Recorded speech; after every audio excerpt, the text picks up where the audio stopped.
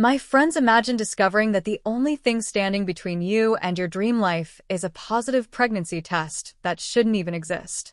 Now, imagine that test belongs to your own sister. And just imagine that she's not pregnant at all. My friends, this is Scarlet Veil. And today, I'm telling you a story that still makes my skin crawl. Welcome to the channel Lying Whispers, where we unravel secrets, expose family drama, and sip tea that is definitely not decaf. Só grebe a coffee or TV dramatique beverage fits your vibe, pegue café ou a bebida de sua preferência e acompanhe essa história absurda comigo. Trust me, you'll want to stay until the end because this one? Oh, it spirals. Before we dive in, make sure you're subscribed, leave a like, drop your hot take in the comments, and share this with that one cousin who thrives on chaos. Because today's episode? It's giving betrayal, manipulation, and a fake ultrasound that deserves its own Emmy. Now, let me introduce you to Clara and Naomi. Two sisters. Same house. Same childhood. Very different levels of emotional stability. Clara was the older one. 27. Organized. Ambitious. The kind of woman who color codes her Google Calendar and actually sticks to it. She had just landed a job across the country, a dream position in a city she'd romanticized since college. Ocean views. Career growth. Independence. Freedom. Naomi, on the other hand, was 24 and chronically allergic to responsibility. She still lived at home temporarily, which in Naomi language meant indefinitely. She had big dreams but smaller follow-through. She changed jobs like she changed playlists, and she adored her sister. Or maybe she depended on her. Because here's the thing, my friends, Clara wasn't just a sister. She was the emotional anchor of that household. The mediator between their divorced parents. The unofficial therapist. The stable one. And exactly. The boxes were packed. The car was scheduled. The goodbye dinner was planned. And then, Naomi sent a message to the family group chat. I have something important to tell everyone. Oh no. Whenever someone says that, it's either a surprise engagement or a disaster. And Naomi wasn't engaged. They all gathered in the living room that night. Naomi walked in slowly. Pale. Nervous. Holding a small white stick. You already know where this is going. She cleared her throat. I'm pregnant. Silence. The kind of silence that sucks oxygen out of the room. Their mother gasped. Their father blinked twice like he was buffering. Clara froze. Pregnant? By who? Well, by the boyfriend she'd been dating for 4 months. A charming, slightly unreliable musician named Tyler. Yes, my friends. A musician. Because of course he was. Clara stood there, heart racing, not out of judgment. Out of confusion. Naomi wasn't exactly in a stable place. Financially unstable. Emotionally reactive. Still figuring herself out. And now a baby? Tears streamed down Naomi's face. I'm scared, she whispered.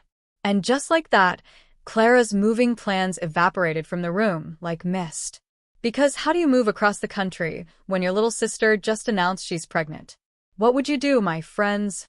Clara did what Clara always did. She stepped up. She hugged Naomi. She promised she'd help. She told her she'd figure something out. And that night, she sat on the edge of her bed staring at the half-closed suitcase. The city she'd dreamed of felt very far away. Now pause. Let me ask you something. Is it selfish to choose your own life when your family is in crisis? Or is it selfish to expect someone to give up their life for yours? AITA territory already, right? Clara didn't say she was canceling the move, but she postponed the moving company. Just until things settled. Days turned into a week.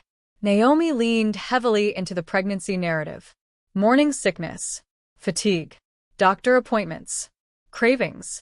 Clara drove her everywhere. She attended the first appointment. Or what was supposed to be the first appointment. Here's where it gets interesting. Because the doctor's office was closed. Naomi claimed they had rescheduled last minute. Okay. Weird. But fine. Then came the ultrasound photo. Blurry. Low resolution. No name on it. Clara stared at it longer than necessary. Something felt off. My friends, trust your gut. It has Wi-Fi. She reverse image searched it. Yes, she did. And guess what? The exact same ultrasound image popped up on a pregnancy forum from 2 years ago. 2 years ago. Clara's stomach dropped. She didn't confront Naomi immediately. She watched, observed, collected evidence like a calm FBI agent with family trauma.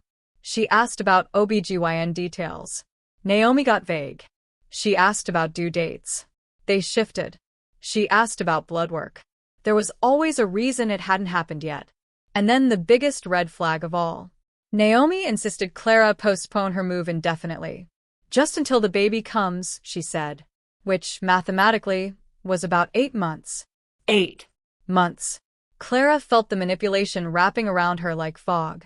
Was Naomi scared? Yes. Was Naomi lying? It was starting to look that way. One night, Clara overheard Naomi on the phone. Laughing. Not crying. Not anxious. Laughing. And she totally believes it, Naomi whispered. Oh. Oh no.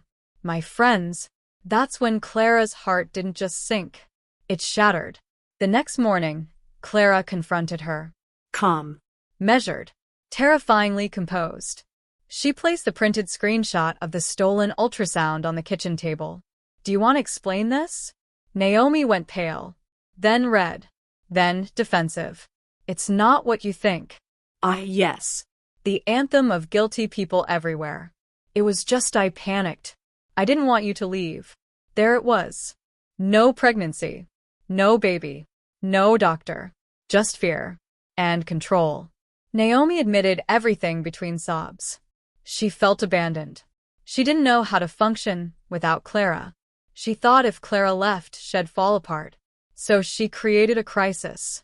My friends, creating a fake pregnancy to emotionally trap your sister? That's not anxiety. That's manipulation with a capital M. Clara felt rage. But worse than rage? Disappointment. Because this wasn't just about the lie. It was about trust. About boundaries. About realizing that love can be twisted into dependency. Naomi begged her not to tell their parents. Begged her not to leave. Begged for forgiveness. And here's the part that makes this an AITA moment. Clara packed her bags anyway. She told her parents the truth. Calmly. Factually. No dramatics. Naomi cried. Their parents were stunned. And Clara? She drove away 3 days later. Without looking back. Now pause. Se você chegou até aqui, apoie com o like. Because we are not done. Months passed. Clara flourished in her new city. New apartment. New friends. New rhythm. But family wounds don't vanish with a zip code change. Naomi spiraled at home. Their parents pushed her into therapy. For the first time, Naomi confronted the root issue. She wasn't scared of Clara leaving. She was scared of being left behind. Big difference. They slowly rebuilt communication. With boundaries. With honesty. With distance. And here's the twist. 1 year later, Naomi actually got pregnant. For real. And this time, she told Clara after the doctor confirmed it. With her name on the ultrasound. With proof. With accountability. Clara flew back for the baby shower. Not because she felt obligated, but because she chose to. That's the difference, my friends. Choice. Not guilt. Not manipulation. Choice. Now, tell me, was Clara wrong for leaving? Was Naomi unforgivable? Or was this a messy lesson in emotional independence? Because families can love each other deeply and still hurt each other catastrophically. And sometimes the bravest thing you can do is get in the car and drive toward your own life. My friends, if your sibling faked a pregnancy to stop you from chasing your dream, what would you do? Would you stay? Would you expose them? Would you forgive? Comenta aí. My friends, preciso saber o que vocês fariam nessa situação. And remember, some secrets whisper, some lies scream, but the truth? It always shows up eventually. Oh, my friends, you really thought that was the end? Please. That was just the appetizer. The emotional pregame. The polite little knock before the door gets kicked down. Scarlet Veil does not serve drama in snack size. The fake pregnancy? That was the explosion. But what happened after Clara drove away? The passive-aggressive baby shower invitations. The "we miss you" texts that were actually guilt bombs. The family group chat that turned into a psychological battlefield. The Christmas dinner where someone had the audacity to say, "Family should come first," while staring directly at Clara. Oh. We're not done. Because here's what I didn't unpack yet. Naomi didn't just lie once. She rehearsed that pregnancy for weeks. Their mother quietly blamed Clara for abandoning her sister. Tyler, yes, the musician, found out about the fake pregnancy and had opinions. And someone in the extended family almost exposed everything publicly. AITA energy? Off the charts. So no. It's not over. Now tell me, my dramatic little caffeine-fueled detectives. Do you want? Clara's new city glittered the way only fresh starts can. Ocean air. Rooftop networking events. A job that actually valued her brain instead of her emotional labor. She was thriving. And thriving, my friends, is very offensive to people who are miss you. Harmless on the surface. But then the tone shifted. You seem really happy. Must be nice to just leave. Some of us don't have that luxury. Ah. There it is. Guilt, gift-trapped in passive aggression. Clara tried to keep things calm. Short responses. Supportive, but distant. Boundaries, the adult version of saying, "I love you, but don't try me." Meanwhile, back home, the narrative was mutating. Their mother started sighing dramatically whenever Clara's name came up. Well, she's busy. Translation, she chose herself. Their father avoided the topic entirely, which, for him, was the emotional equivalent of setting the house on fire and pretending it's cozy lighting. And then came Thanksgiving. Clara flew home, because despite everything, she still believed in reconciliation. Optimistic queen. The tension was thick enough to butter toast with. Naomi greeted her with an overly tight hug. The kind that says, "I'm smiling, but I might cry or stab you." Dinner started normal. Too normal. Small talk. Safe topics. Weather. Work. And then Aunt Marlene, "Every family has one," casually said. "So Naomi told me how hard it's been since you left." Forks froze midair. Clara blinked. Naomi stared at her plate. Oh. Clara asked lightly. "Yes," Aunt Marlene continued. "She said you left during a very sensitive time." Sensitive time. My friends, the fake fetus has entered the chat. Clara's jaw tightened. She realized something chilling in that moment. Naomi had never told the extended family the truth. She had let them believe the pregnancy had been real and that Clara left anyway. Oh, we are in AITA territory now. After dinner, Clara confronted Naomi privately. "You told them I abandoned you while you were pregnant?" Naomi didn't deny it. "I didn't correct them." Oh. The technicality defense. "It was embarrassing to admit I lied." Translation, "It was easier to let you look heartless." Clara felt something shift inside her. This wasn't about fear anymore. This was about image. Naomi didn't just fake a pregnancy to stop her from leaving. She was now rewriting history to protect herself. That's not panic. That's calculated. And here's the twist you didn't see coming. Tyler, yes, the musician, found out. Apparently Naomi had told him she miscarried. Let that sink in. She faked a pregnancy, then faked a miscarriage. To different audiences. The layers of performance? Oscar-worthy. When Tyler discovered the truth through a mutual friend, he broke up with her immediately. Publicly. On social media. He didn't expose everything, but he posted something cryptic about integrity and trust. You know how the internet works. People connected us. Whispers started. Naomi spiraled. She called Clara one night, sobbing. "They all hate me." And here's the part that makes this complicated. Clara didn't feel satisfaction. She felt tired. Exhausted. Because when someone self-destructs, it's not glamorous. It's sad. Clara finally said what she'd been holding back for months. "I can't keep being your emotional life raft. I love you, but you have to learn to swim." Silence. Then anger. "So you're just better than me now?" There it is. The real wound. Naomi wasn't scared of being alone. She was terrified of comparison. Clara represented growth, independence, movement. Naomi felt stuck in the shadow, and instead of building her own life, she tried to freeze Clara's. That realization hit hard.